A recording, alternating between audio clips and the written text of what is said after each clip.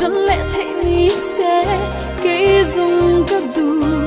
abula trong ý người đâm tiêu vàng thì lại đâm thế ní sẽ cây dùng cấp đủ lung lại đâm hi thiếu tía xuân vàng loại thì nu mây mình ngài đắng là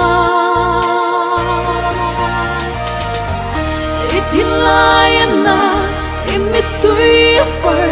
gặp hờ ngài lâu asi mà sẽ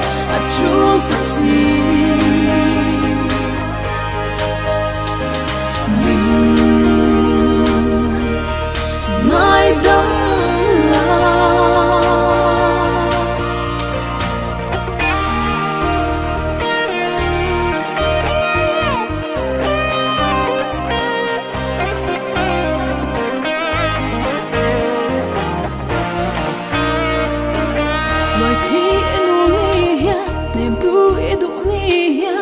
kiếm tìm đó là